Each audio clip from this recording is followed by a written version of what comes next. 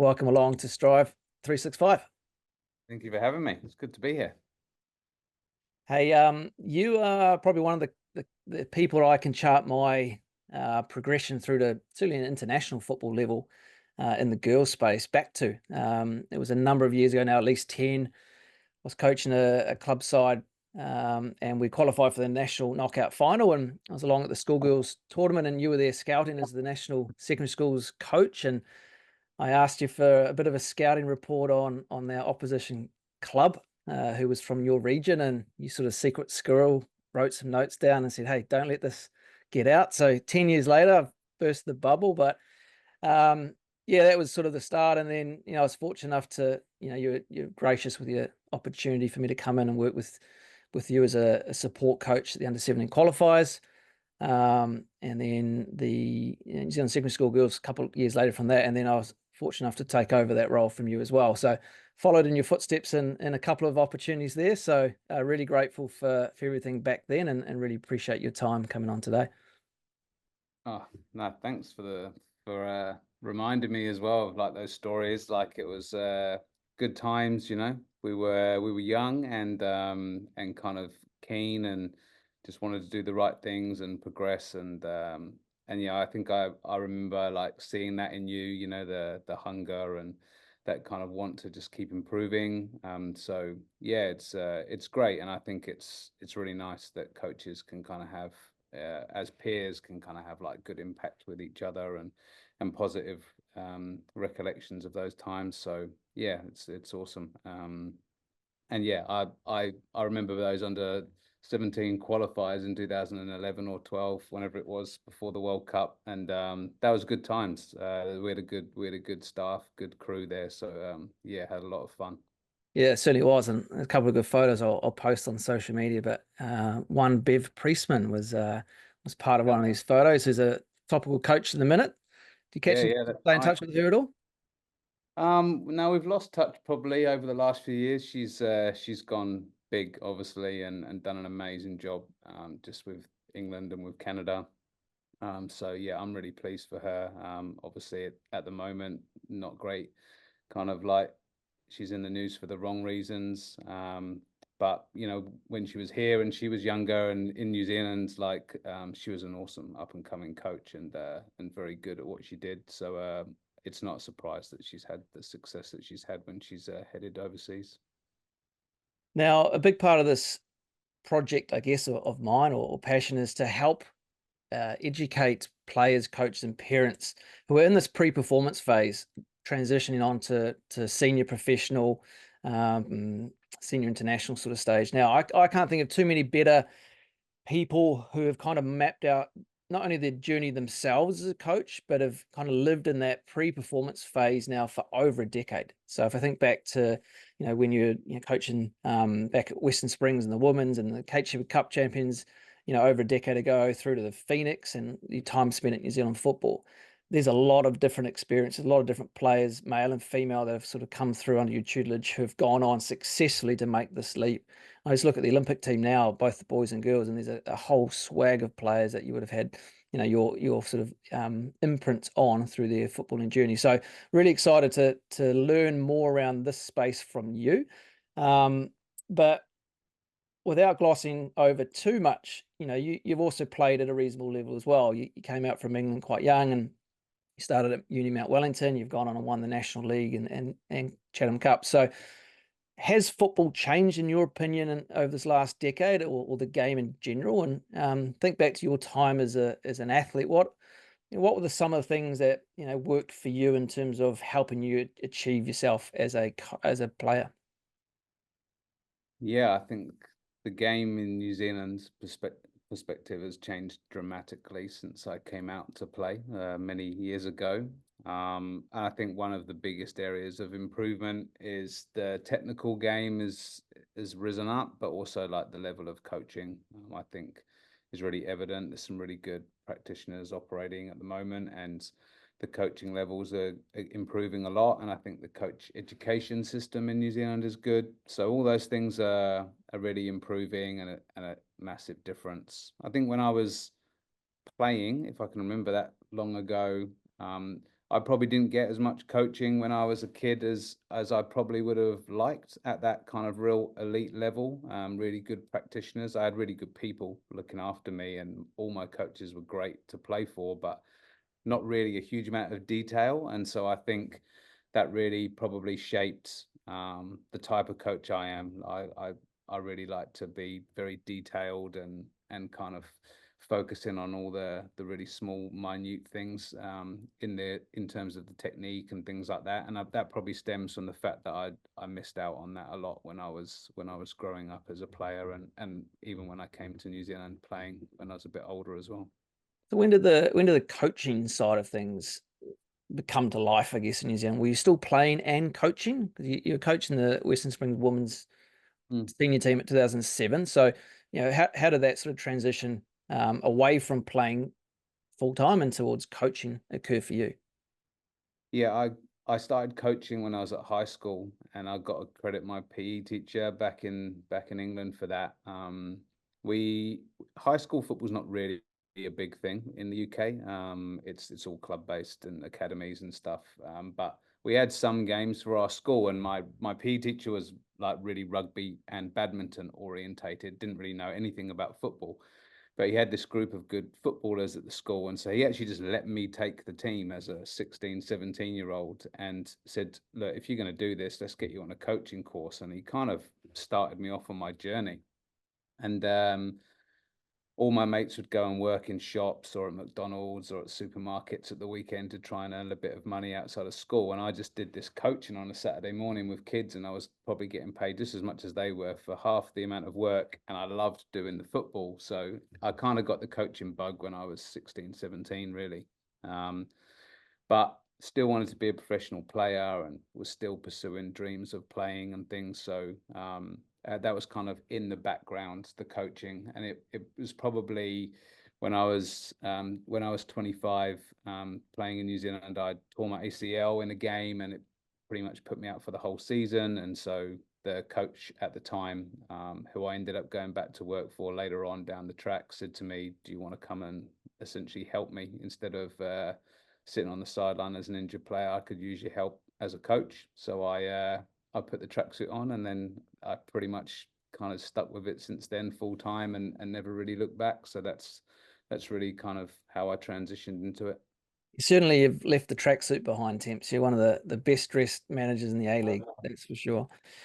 Hey, if we bring the timeline forward to 2008, New Zealand host the Under-17 Women's World Cup, and they appoint a young 28-year-old Paul Temple in charge. That's an amazing story in itself. Just walk us maybe the previous sort of 12 months leading into that. How did that job come about? Was there a big process behind it? What are some of the learnings and tips you can share from getting yourself into that role firstly, and then kind of the lead up to the tournament? Yeah, look, I can't remember all the details of like the application process and stuff. I definitely went and did an interview and presented. I think it's probably fair to say I was maybe not the number one choice. I sort of would imagine there would have been some more experienced options, but it ended up essentially falling into my lap, and they offered me the job. And at that time in your career, you're just so hungry for opportunities. I never thought about the magnitude of it, or thought about like the risks that it could bring or anything. I just was literally ball in a china shop. Yeah, I want to do that. Let's go do it. I was actually working in real estate at the time, and I said to my partner, to do this properly, I probably need to like give it everything. So she was so supportive, and I essentially gave up my job. And even though it wasn't a full-time contract with the New Zealand football, I made it a full-time job for myself because I wanted to be successful. So bit of sacrifice, bit tough kind of financially to make it all work. But for me, it was like such an amazing opportunity and a chance for me to kind of put myself on the coaching map. So yeah, I went full steam ahead with it and put everything I had into it. And then 4 years later, 2012, you're back in the same hot seat, Under-17 head coach for a different World Cup. 4 years on, 2 cycles later, so different set of players. think back to the comparing the two kind of, not so much the campaigns because they changed, one's at home, one's in Azerbaijan, but you as the coach, what did you learn from that first time around that you did differently second time around that you feel was a progression? And if you had your time again, another 4 years later, what would you learn from that second sort of time? I think like when you're going on your journey as a coach, you're always learning as you go. And I think that's hugely important. And so you're picking up things all the time. I think probably the biggest difference was I really started to delve into like the psychology side of things and the mental side of the game for the players. And so the second campaign in 2012 was probably quite, there was a little bit more focus on that psychological side of things. And I did some work with a guy in England called Dan Abrahams, who's an amazing sports psychologist, still operating now, does amazing work. And we kind of connected, and I brought some of that stuff into the environment, which I hadn't done in 2008. And I think even in 4 years, there was probably a difference in technical quality of the players as well. So I just felt there was more that we could do from a playing style perspective as well. So yeah, I would say that there was probably a little bit more emphasis on the playing style, and there was a little bit more emphasis on the psychological side of the team's preparation, like between those two cycles. Yeah, I remember certainly the qualifying camp well. For me, the first taste of being in an international environment, and presented, you had a little workshop going, and you were presenting on Dan Abrams and ants and the script, and we even, well, when I say we, you and your players used the script on their forearm, taped it up with some strapping tape, and they all wrote, a couple of keywords to sort of remind them of their script. And I think today, common practice in rugby league, you see strapping tapes and kind of slogans and pictures. But back then it was new, it was cutting edge, it was frowned upon by OFC. They asked the group to take the strapping off. You can't do that. We're like, what? Why? Who says they're not injured? So yeah, a lot of sort of initiative and new age thinking and bringing different ideas into that. And I certainly went away and applied the ants principles over the next sort of 5, 6, 7, 8 years. And I still have some of my players from back then remind me about ants as well. So yeah, some good times. Yeah, I think I've always tried to be innovative. I think that's like something that I really enjoy, like that creative side of things, and try to think of things a little bit different, attack problems in a different way. And now, like at the moment at the Phoenix, we have like a sports psychology team of people like supporting our athletes. Like in those days, like sports psychology was still like in its infancy and was not kind of mainstream. So it was quite different.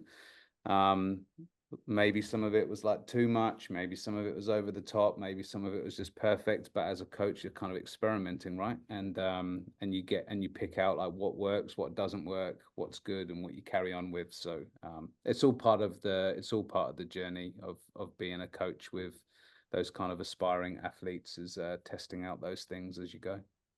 You've also worked for New Zealand football in the boys space. So New Zealand under 17s assistant coach and New Zealand under 20s assistant coach, both around World Cup cycles, and the New Zealand under 22 head coach. Just off the top of your head, what's the differences between coaching these pre-performance males and pre-performance females, or are they the same? Football is generally the same.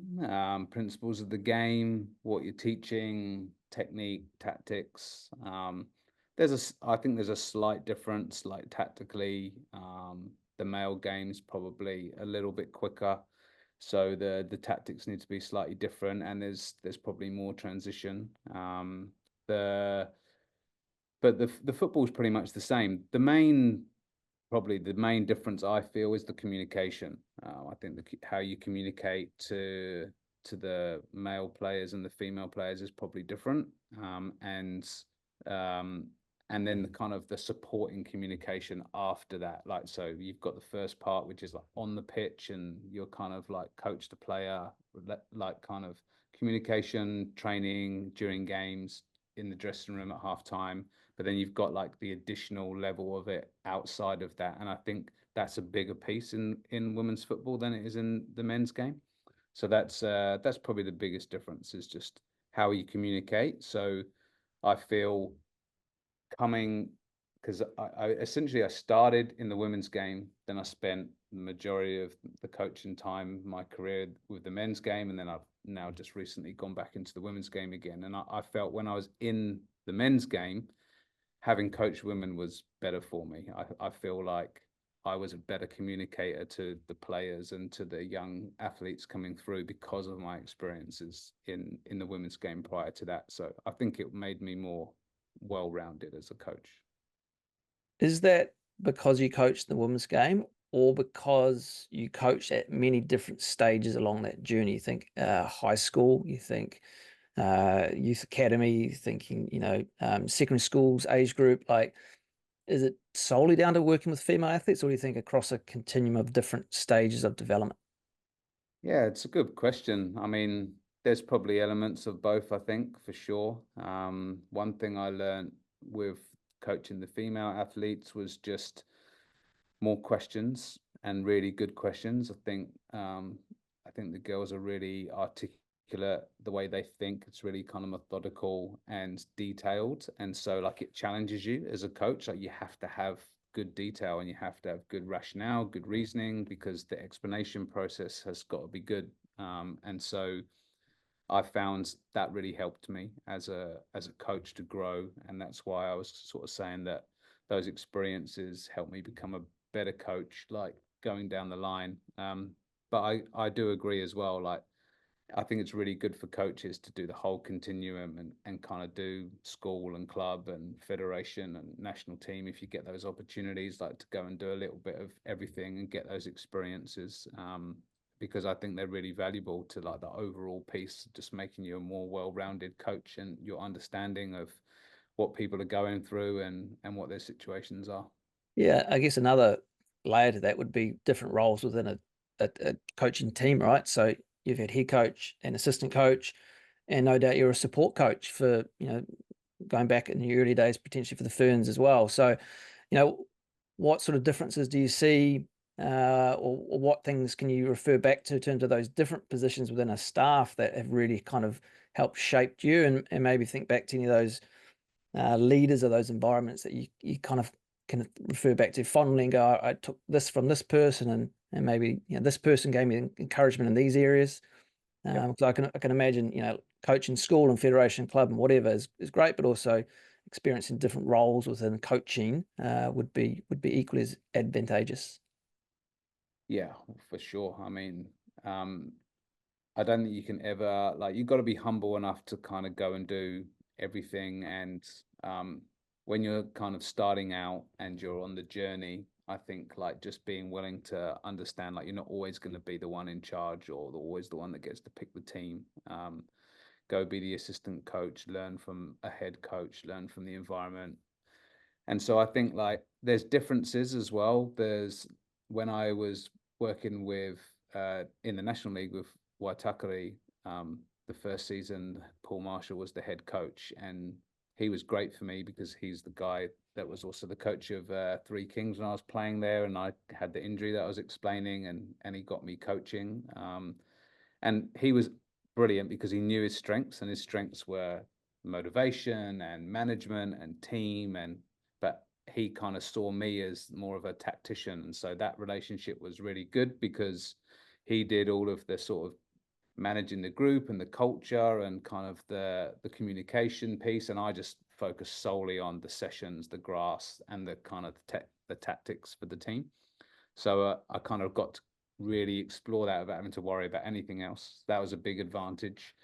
So you get to know a bit more about that. And then when I worked with Jose in the national teams of the under-17s, that was a real collaboration. We're the same age. We kind of grew up together. We've got very similar kind of coaching philosophy, and it felt like we were kind of almost co-coaching in a way, like we were really collaborating. And sometimes he'd take defenders, I'd take attackers, and then it would switch it up, and we'd do all these different things, and we could experiment a bit. And then most recently, working with Darren Baisley was amazing because I've known Darren for a while now, and we sort of did our A license together, and I think we're pretty similar thinking in terms of philosophy. But but Darren's an amazing leader and a really, really good speaker. And so when you're in his environment and you're listening to him talk, and you're in the dressing room and you see how he kind of interacts with people, like, you're just learning so much from him and his experience as a professional player. And that was amazing for me to work with him, because I wasn't a professional player, and I got to sample all those like little kind of nuggets that he'd have, like as an ex-pro, like, and just the bits of information that maybe I'd not heard before or didn't see it from that point of view. So I think when you get a chance as an assistant to go work with good people, like, I always feel like go take it, because you're going to get better and you're going to learn something from these people. And that's been the case every time I've been in that role.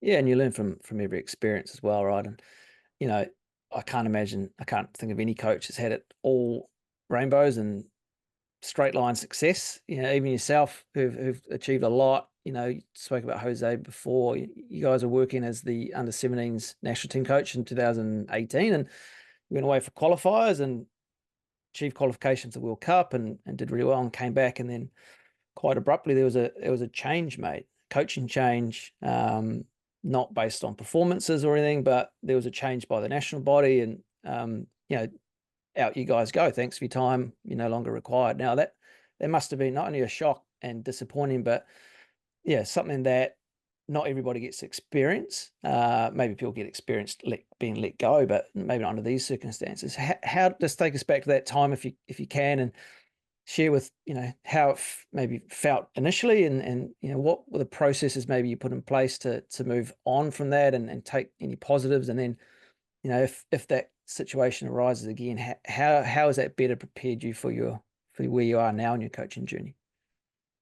Yeah, I mean, look, it was definitely tough. Felt extremely harsh at the time.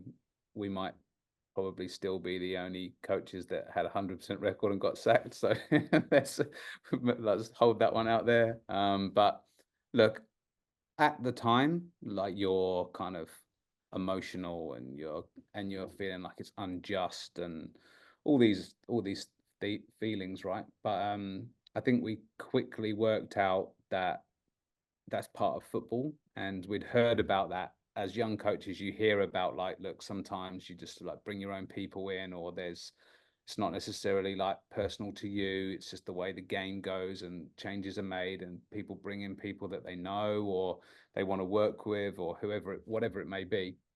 So very quickly you just kind of got to understand, okay, this is probably not necessarily personal to us, and like you say, not about bad performance or anything, but it's just what it is. And you got a choice then. You can be bitter and twisted, or you can accept it for what it is, and you can move forwards. And Jose and I both chose that kind of, we had a conversation about it, and we were like, we're just going to choose to do that, and kind of take it on the chin and just move forward. And both of us have worked for New Zealand football for many years afterwards in different teams. So, and Jose's still doing that now with under 20 men. So, yeah, look, in the end, we didn't take it personally. It was just a bit of a shock at the beginning, but it made me realize that football is really cutthroat, and sometimes these things happen, and that's just the nature of the game at the elite level. And coaches change and people change, and you just got to roll with the punches, but stick to what you believe in, and don't lose confidence from it. I think that's the key learning that we got out of it. Yeah, I think you can substitute the word football for high performing sports. Yeah.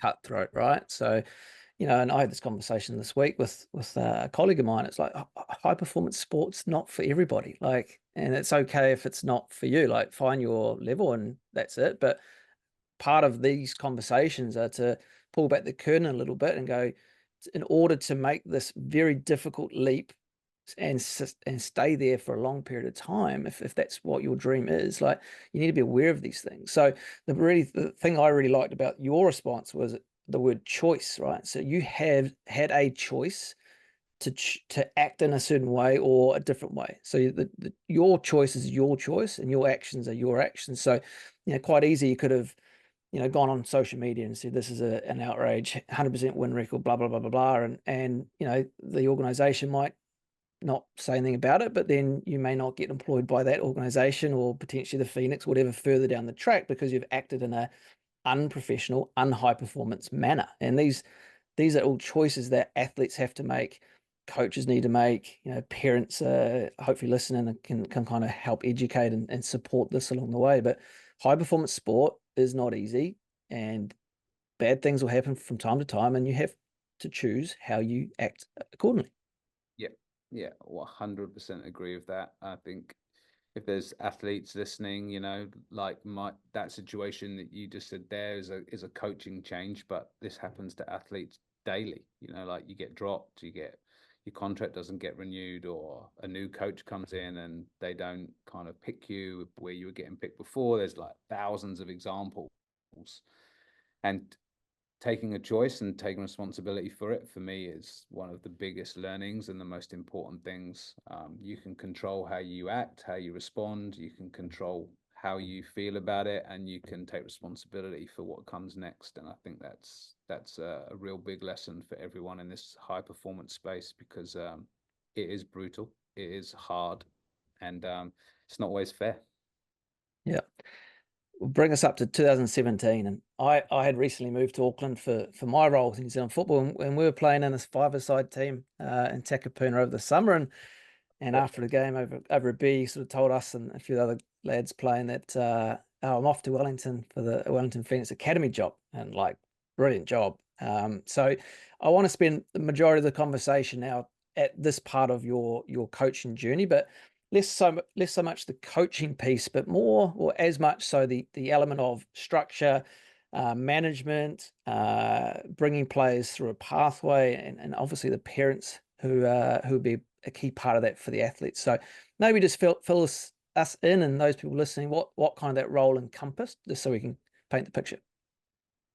Yeah, it's like I loved that job. Obviously, I still work for the Phoenix, and I loved the club. The greatest part of that job for me was it evolved as the time went forward. Like, you didn't come in and it was like a set structured role and then it stayed the same. Like, there's just constant change, and so I'm somebody that likes change, and I like to be flexible and try to adapt with things. And so it was actually just the perfect role for me, because the academy, when I arrived, was one team, which was basically a reserve team that had just started, and we were looking to expand. And so my initial role was as a youth team coach, bringing in players. We just created a new youth team, so it was so that was kind of a starting point. And then after my first year, the academy director moved on, and I got pushed up to academy director, and that's kind of where I stayed for the next 7 years. And so it was an amazing journey that we went on in terms of growth. We went from one team to now there's 8 teams. We moved kind of into lower age groups. We started to integrate the girls. We've now got a fully fledged girls academy program here. So it was just ever moving beast, really, of so many different things. And the role was coaching, the role was mentoring, coach education, structure, organization. It was dealing with federations. It was planning out kind of where the teams were going to play and what leagues. And so it was becoming like operational as well. So it was a huge role. It kind of had a little bit of everything. But at the core of it, it was the players and recruiting the players to Wellington, to this new academy, and kind of coaching the players and working with the team that we had there to kind of obviously get to this ultimate goal, which was to create homegrown players for the Phoenix first team that we could that would be good enough to go and play in the best competitions in the world. That was the goal. And yeah, we're really privileged to be able to sit here today and say that that we've been successful at that, and we're still doing it. Yeah, I would argue that you're up there in the top 1 or 2 A-League clubs, at least certainly in the recent years, around developing their own players and then get them off overseas for not only a handy profit, but helping the development of New Zealand talent to higher leagues. So you've seen, 14-year-old kids come in, and you've seen, 19, 20-year-olds go out. So, probably a couple of good examples you can draw upon, and you can name drop if you want, that you've seen that whole kind of journey take place. So if we start back at kind of the beginning of that, what does a player need to do to get recruited or identified or talent spotted? Not only to be a Wellington Phoenix player, but a player to join a professional academy. So again, we use football because that's our context, but I assume other codes have very similar sort of pathways. So, but what would a technical or an academy manager like yourself be looking for in these athletes? Is it solely code specific skills and techniques, or is it beyond that? No, there's a strong element of like your sport and kind of the technical, tactical, the physical elements that go with your sport, right? But there's some real common trends that go across sport, and that's really character. And we tried to keep things really simple when it came to recruitment. It was, are they good players? And that, I know that's a very broad statement, but we just kept going back to like, are they good players, and are they good people? Are they good kids? Like, and if they tick both those boxes, then we were interested, and that's kind of where it went further. And I think every like academy director or coach or whoever's recruiting players is going to always have like certain like traits that they like in people based on their histories and their skill sets as coaches, etc. I'm really strengths focused, and so one of the things I'd always advise players is know what your strengths are and focus primarily on your strengths. Now, everyone's always got things to improve on, and everyone's always got things that they can go and work on. And you've got to be humble enough to go and work on those things, but never lose sight of what your strengths are and how you bring them out, because that's what gets people picked.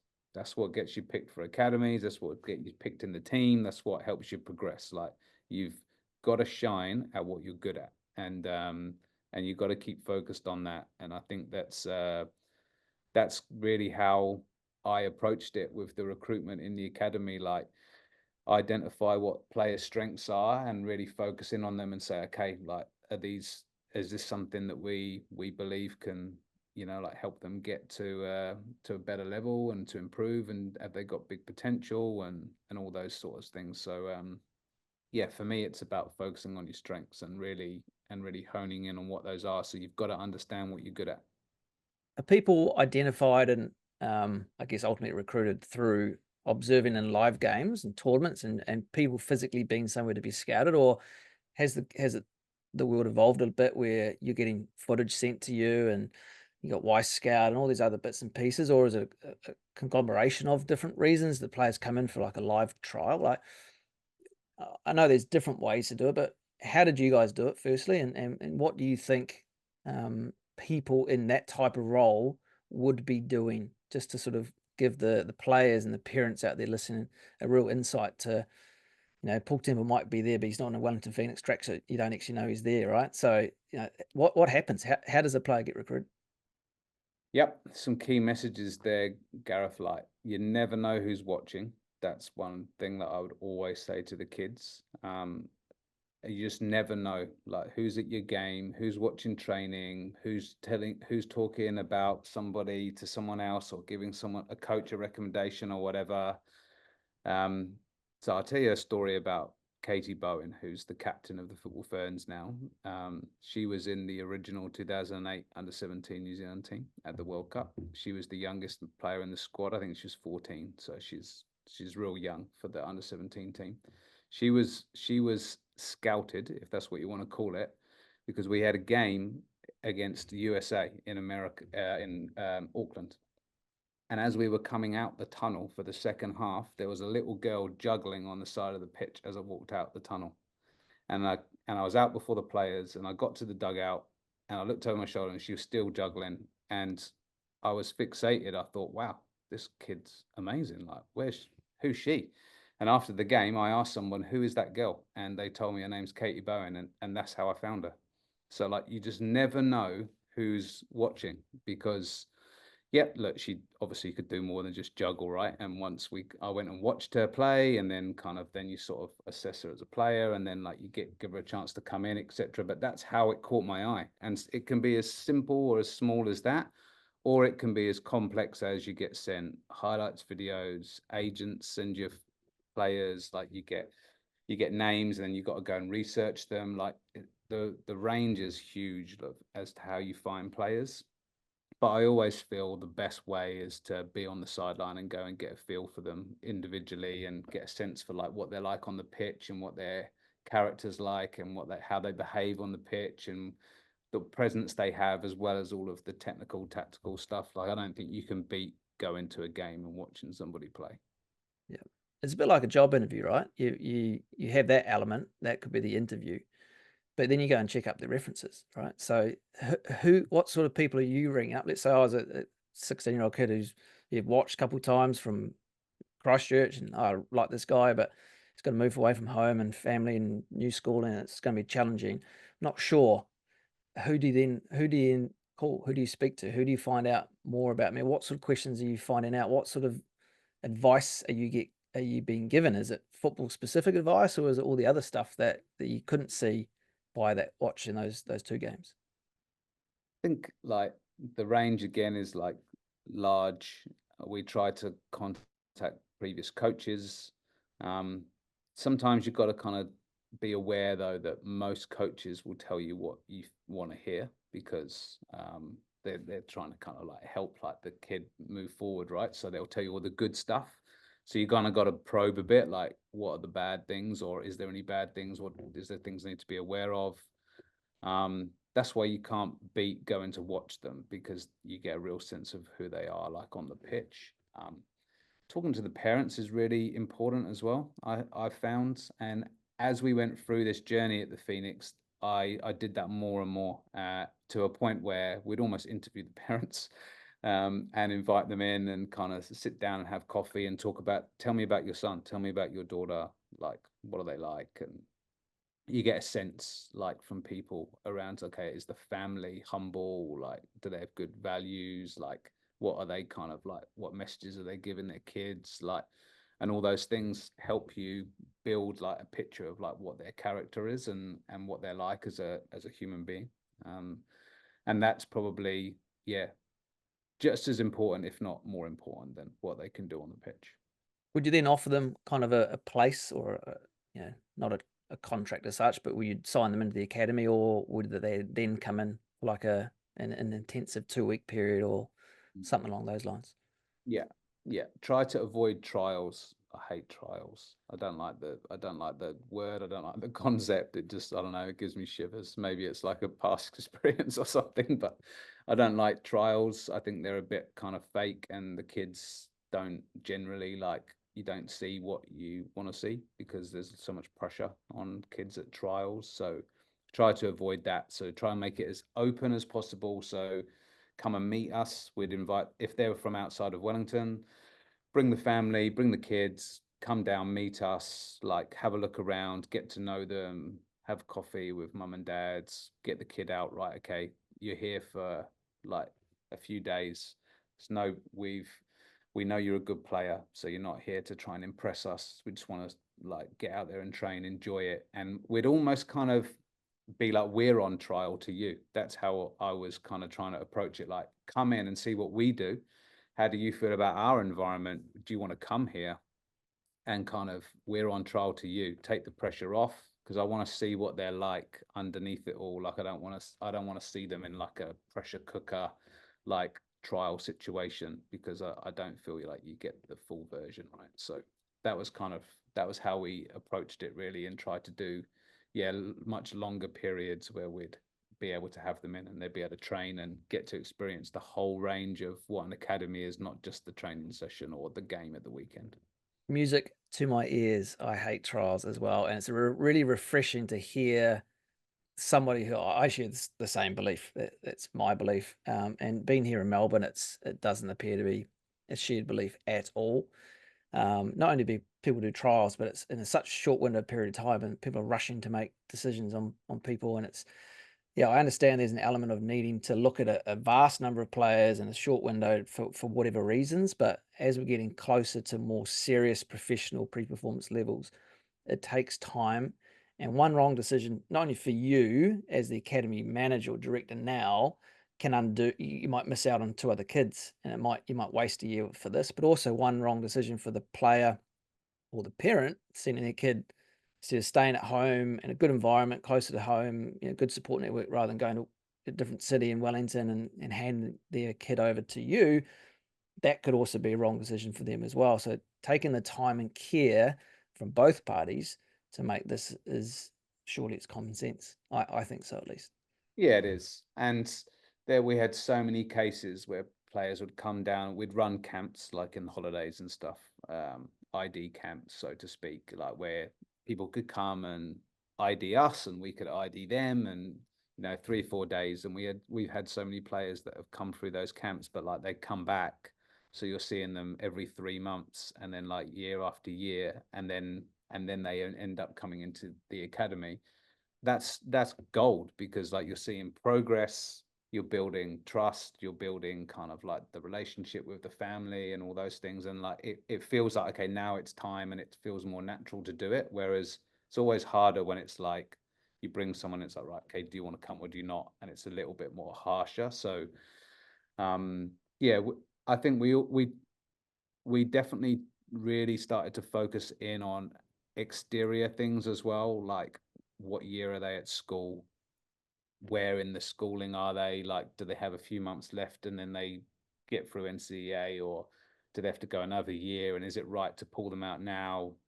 Like, we want them now, but should we start them next January? Like all that kind of stuff. And we'd have these conversations with the parents, and then we'd also really start to factor in like the living situation. So what we had to do is create a number of scenarios with the Phoenix where it's like, you can come here and go to boarding school and board and play football and do that. You can go live with a homestay family.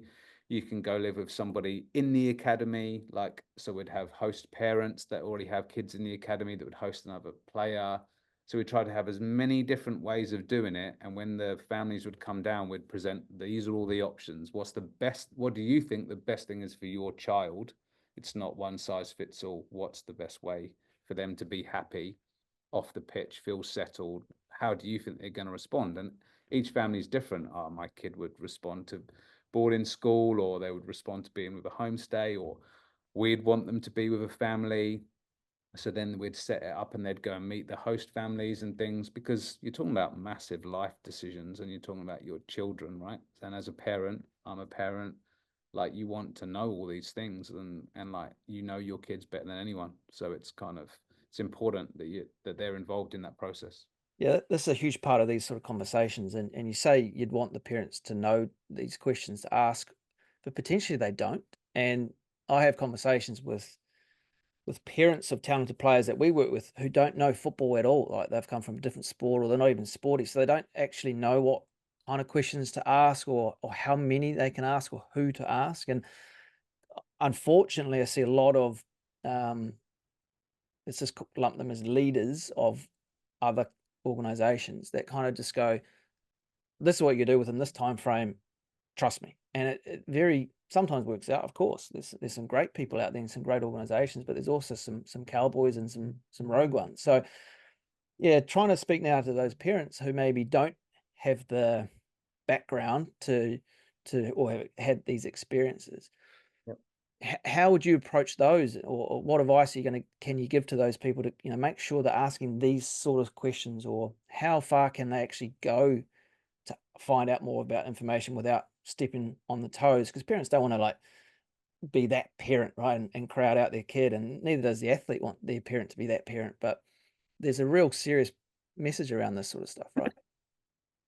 Yeah, it's a minefield. The red flags for coaches are when parents want to get involved in the technical, tactical, and like micromanage the player and the career. So those are things that I think, if you're a parent listening to this, you don't really want to go in all guns blazing and talking about the the most important thing I feel is to get the fit right with the right people and the right environment, and the football is like almost the secondary thing to kind of contemplate, to think about, rather than the other way around. So I think parents have got to ask people, what is your plan? And they've got to ask coaches or technical directors for honesty. If parents are hearing from any coaches or technical directors that I guarantee you this, or they're going to make the first team by this time, or they're 100% going to be a pro, then they're lying, and don't trust them, because that's how I feel about it. Like I never told anyone that they were going to make it. I never gave anyone a timeline on this is, but you'll make it by this point, because the reality of, as we said before, elite level sport, whatever code you're in, is like everyone's journey is completely different, and there's no way of actually, no one can actually really tell you. You can have a gut feeling, of course, like the better you get it, you understand, okay, this player's surely going to be a pro, or they've got the ability to go to Europe. And yeah, that gut feeling as a coach, but you can't promise them it's going to happen, because I've seen people that I think, right, they're going to be really good. I've seen them kind of deteriorate over time, and like various reasons. And I've seen the opposite, where I think, oh, I'm not sure about this guy. And then all of a sudden, oh, wow. Okay. So like no one can actually tell you, like guarantee you, like the journey is different. So you want people on the journey that are going to be more invested in, right, we're just going to improve your child, and that's what we can guarantee you: good support, good environment, and we'll improve them, and then let's see where the journey takes us. And I think if people are being honest with parents about that sort of stuff, then generally speaking, that's a good environment. You spoke about good support. Like what sort of support?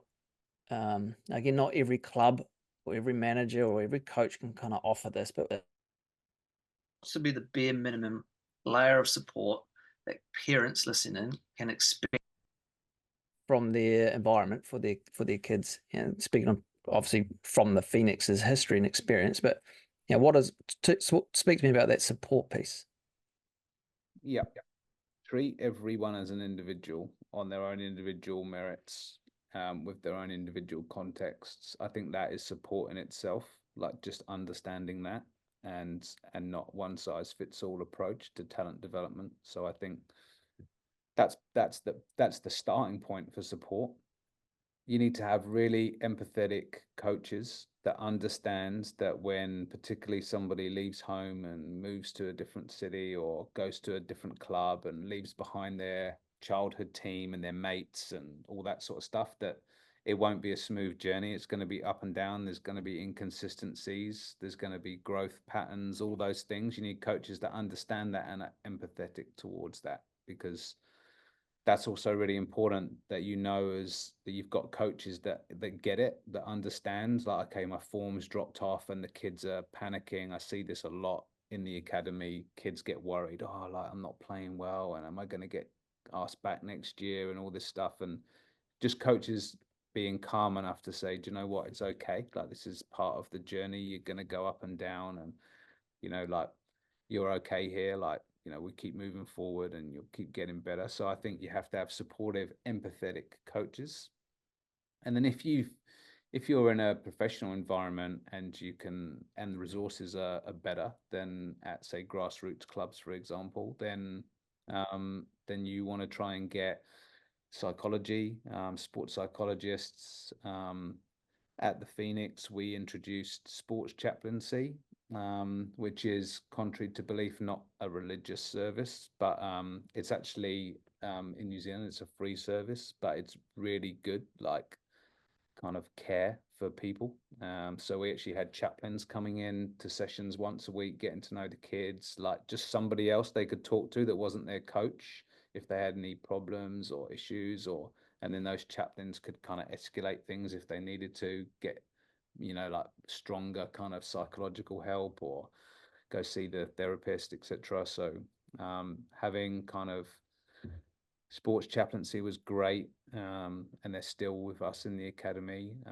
Sports psychology is great, but it's not everyone can obviously afford to have those resources. So we're very lucky to have that.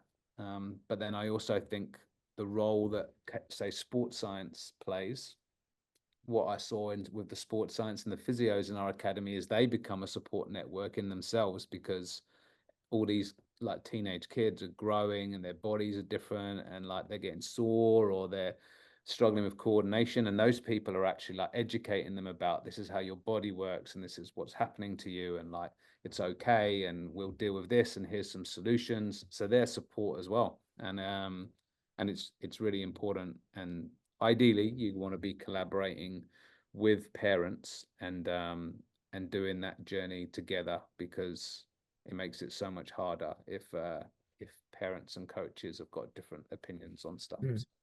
So how often would that collaboration like formally take place? Like, would there be like a monthly kind of check-in? Would, you know, are parents allowed to come and observe training? Obviously, parents of kids who have moved out of city, how often do you touch base with them? Like, kind of what's I guess a good benchmark where parents can feel that they're still supporting but respectfully not stepping on the toes of the coaches and the organization?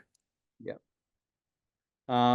I think it varies as well, like where the parents are, right? If you're in a different city, it's so much harder. So there's like more, we had formal connection points like twice a year where we'd have kind of reviews and kind of updates.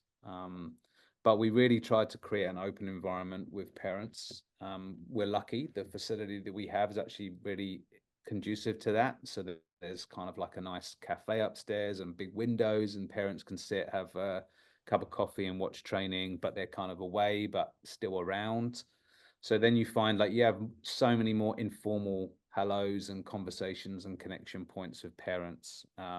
What you don't want is kind of to have a discussion about how your kid's playing or doing every single time you see someone, right? So I think it's really healthy to have a few kind of points in the year where you can talk about all that, but then outside of that, those interactions are more kind of informal and more kind of friendly, and it's more just around like just connecting in, and so many of the coaches would use that time to just go and say, hey, by the way, like lad was he did X at the weekend, it showed some amazing character, or like, you know, he was real leader in this situation, or he had a bit of a setback but he responded really nicely, because parents want to know that stuff. And it's also really important to kind of like that kind of connection, because then I think parents also like, okay, they see my kid, they're not just here for the football, they actually see them as a person and value that. And I think it kind of creates that connection of, okay, this is a good place for them to be, and a good environment for them to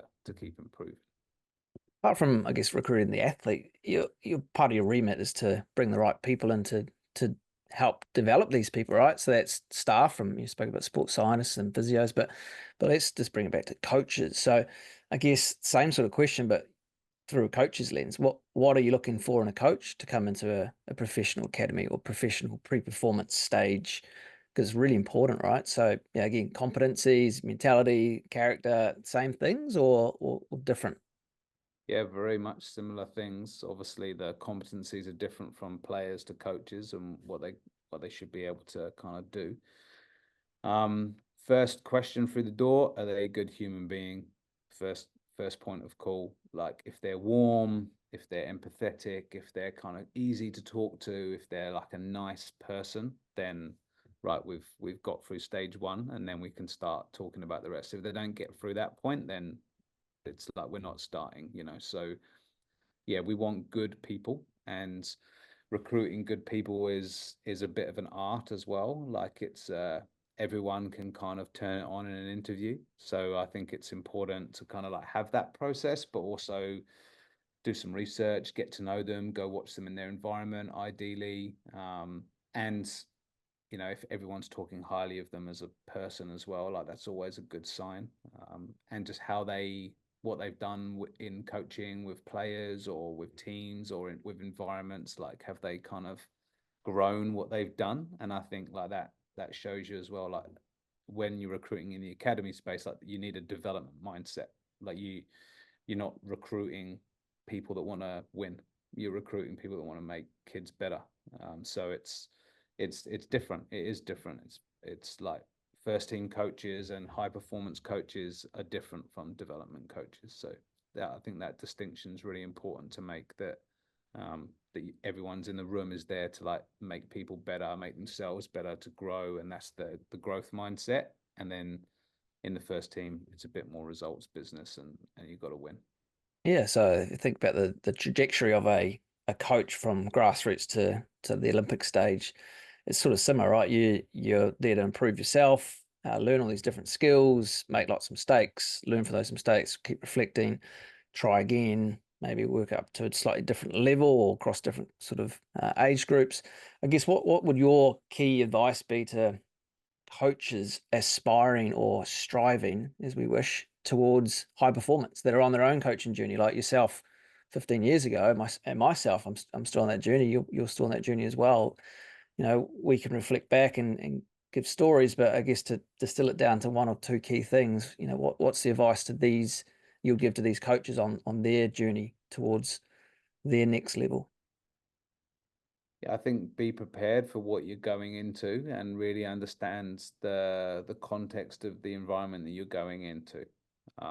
What's your role going to be? Are you there as a support coach, like an assistant? Are you there to make decisions and potentially like be a head coach? Is this a team that's expected to do well? Is this an environment where maybe the results are not that important, but growth of players is the most important? Are you going into an environment where the people above you are going to demand things from you? Like, you just have to try to have as much knowledge of the environment, the context that you're going into before you start, so that you can go in prepared. It's not good when you go in and you're unprepared for those things, because you're on the back foot straight away. So just try to do as much research, preparation around the environment that you're going into and what all the different nuances are of that team or that group that you're going to go and join. And then I also think what you learn when you get a bit older and you've coached a long time is everyone's kind of searching a little bit for an identity in coaching. So I think as quickly as possible, try to figure out what you believe in and stick to that no matter what, and be consistent with that, because you find out that when you get, I guess, a little bit later down the track, you find out like it's really important to you to make sure you really enjoy what you do and you're good at what you do. And to be successful, you have to love it. So you need to make sure you know what you want and what you believe in, and you stick to that, regardless of what the situation is or what the contexts might come from outside or noise or whatever you hear. Like, stick to what you believe in. That would be my biggest things. Yeah, I love it. Great advice. Hey, let's move on to quickfire questions to finish this off. Pose me and the audience one question for the week. Okay, I'd say, do you know who your inner circle is? Because you'll need them at various points in your career. So think about who your inner circle is and think about, do you help those people? Nice. Versus just take. Yeah, cool. Outline one concept or an idea that we can consider applying in our worlds. I'd say belonging.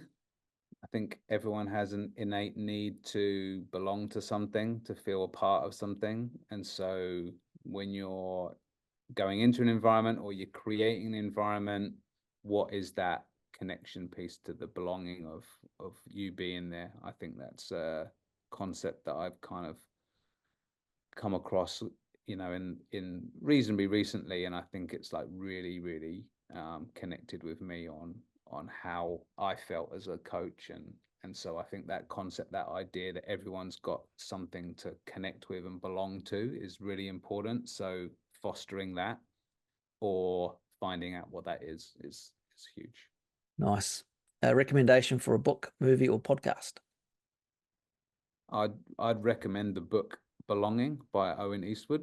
That book really resonated with me. I not just love the content, but I love the way he tells the stories about the content. I think it's so creative. I think he's a bit of a genius in that field. And yeah, that book is really, really powerful. And if people haven't read it, I would definitely recommend reading it. Yeah, brilliant.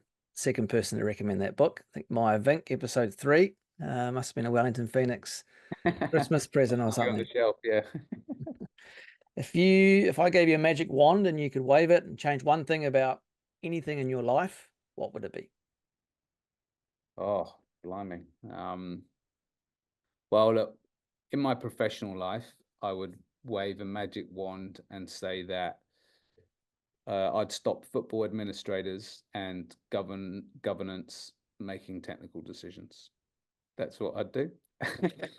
I think it's something that happens a lot in sport. When it comes to youth development, you need experts to like guide and help decisions, and so I feel that's quite often a stumbling block is people that aren't qualified in youth development make football decisions about really important stuff. So I'd wave a wand at that and say consult the experts.